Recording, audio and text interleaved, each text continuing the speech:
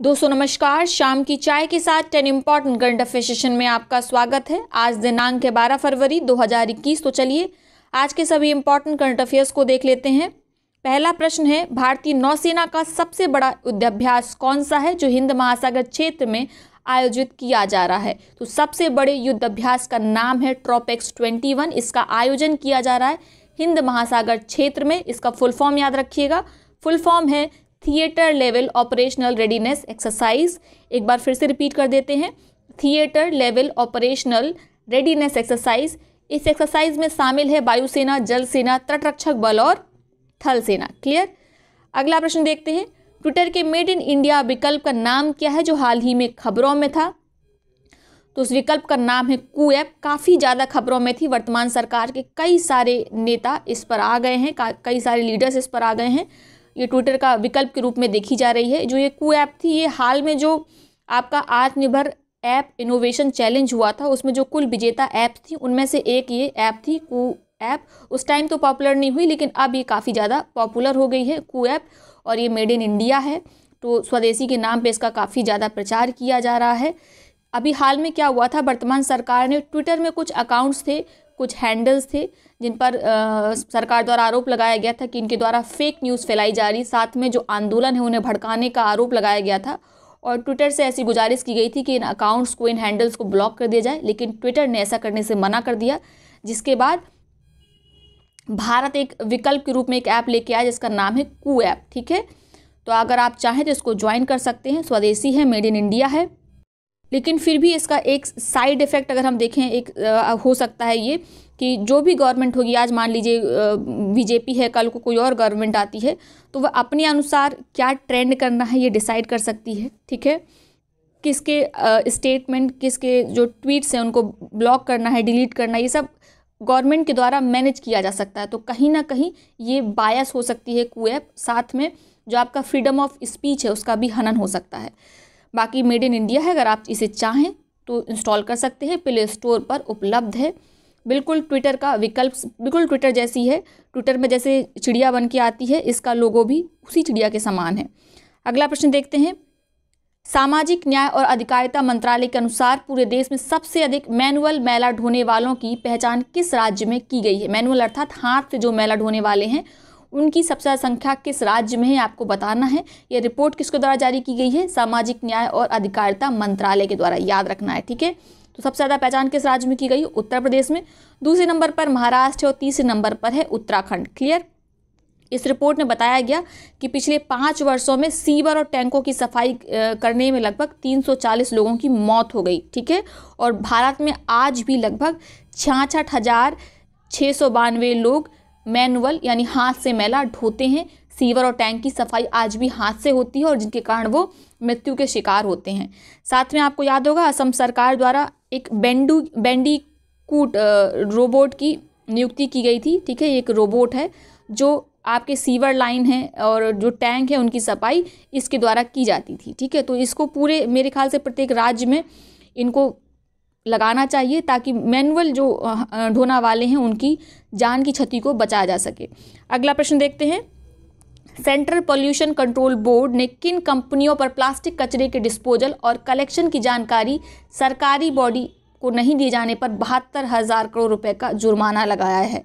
तो जुर्माना लगाया गया है 3 कंपनियों को, कोक को, पेप्सिको को और बिस्लरी को। ठीक है, उत्तर होगा तीनों, याद रखना है। 72,000 करोड़ रुपए का जुर्माना लगाया गया क्योंकि जो भी डिस्पोजेबल प्लास्टिक कचरा है उसका कलेक्शन है, उसका कलेक्शन उन्होंने किया कि नहीं किया इसकी जानकारी इन्होंने गवर्नमेंट बॉडी को नहीं दी है। क्लियर।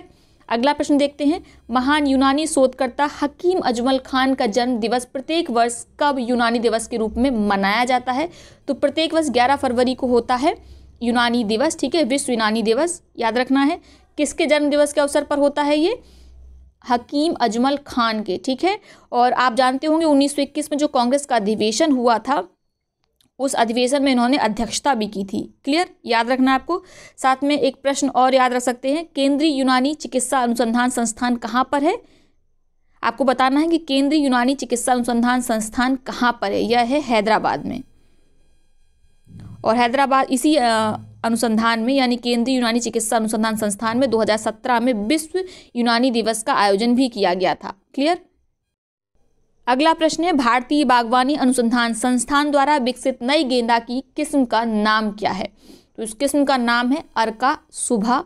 याद रखिएगा, पूछा जा सकता है अर्का शुभा किसकी एक किस्म है। आपको विकल्प दे सकते हैं गेंदा, गुड़हल, चना, गेहूं। तो आपको पता होना चाहिए यह एक गेंदा की किस्म है जिसको विकसित किया गया है भारतीय बागवानी अनुसंधान संस्थान के द्वारा। यह संस्थान कहाँ है, कमेंट बॉक्स में बताएंगे आप। अगला प्रश्न है, चीन द्वारा विवादास्पद पार्सल द्वीप समूह स्थित है। ठीक है, ये पैरासल लिखा है, हालांकि इसको पार्सल और पैरासल कुछ भी पढ़ सकते हैं। ठीक है, इसकी स्पेलिंग ऐसे होती है PARACEL। ठीक है, तो ये कहाँ पर आइलैंड है? ये है दक्षिण चीन सागर में। ये एक्चुअली 130 द्वीपों का समूह है, आर्किपेलगो है, यानी ये आर्किपेलगो अर्थात द्वीप समूह। ठीक है, जिसको हुआंगसा और झिसा के नाम से भी जाना जाता है। यह दो देशों के बीच में विवादास्पद है, चीन और वियतनाम के बीच। चीन को तो जो भी आइलैंड दिखता है उसको लगता है वो ये उसी का आइलैंड है। ठीक है, उसकी आदत है क्षेत्र विस्तार करने की। वैसे ये आइलैंड किसको बिलोंग करता है ये कहना मुश्किल है, लेकिन इस पर वियतनाम हमेशा से दावा करता आया है। और वियतनाम के कुछ मछुआरे इस पार्सल आइलैंड के आसपास मछली पकड़ रहे थे, तो चीन ने क्या किया, इनके जो मछुआरे थे उनके जहाज़ों को डुबाने का प्रयत्न किया। ठीक है, जब से ये चर्चा में है पार्सल आइलैंड, तो आपको याद रखना है कहाँ पर है, दक्षिण चीन सागर में। क्लियर। तो ये है आज के करंट अफेयर्स। अब देख लेते हैं आज के प्रश्न जिनका जवाब आपको कमेंट बॉक्स में देना है। पहला प्रश्न है, नॉर्ड स्ट्रीम 2 पाइपलाइन का निर्माण किन दो देशों के बीच किया जा रहा है? आपके विकल्प हैं जर्मनी और रूस, इटली और फ्रांस, पोलैंड और रूस, या इनमें से कोई नहीं। दूसरा प्रश्न है, असम सरकार ने किस एथलीट को पुलिस उपाधीक्षक बनाने का फैसला किया है? आपके विकल्प हैं हिमा दास, रीमा दास, सत्तूपाल, या इनमें से कोई नहीं। अब देख लेते हैं पिछले प्रश्न जिनका जवाब सबसे पहले सुधीर कटियार जी ने दिया था, उनके कमेंट को पिन कर दिया गया है। पहला प्रश्न था, कॉर्पोरेट उत्कृष्टता के लिए इकोनॉमिक टाइम्स अवार्ड्स में एंटरप्रेन्योर ऑफ द ईयर का पुरस्कार किसको दिया गया?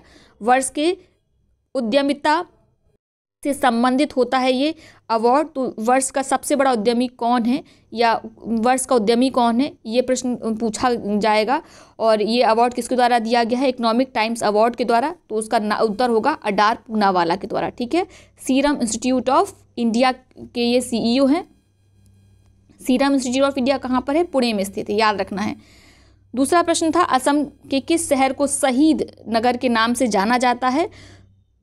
उत्तर है ढेकियाजुली को जाना जाता है शहीद नगर के नाम से। ये चर्चा में क्यों था? हाल ही में प्रधानमंत्री नरेंद्र मोदी के द्वारा यहाँ पर 2 मेडिकल कॉलेज खोले जाने की घोषणा की गई, जिसके बाद ढेकियाजुली चर्चा में आ गया और इसी को जाना जाता है शहीद नगर के नाम से। अगला प्रश्न है, इनोवेशन इंडेक्स 2021 में भारत को कौन सा स्थान प्राप्त हुआ है?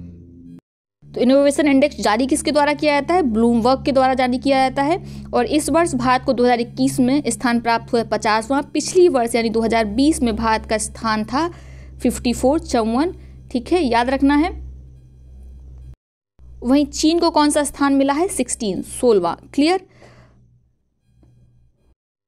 अब बात कर लेते हैं टेस्ट सीरीज की जो अपनी चैनल पर चलाई जानी है, स्टडी टूर विद RSR पर।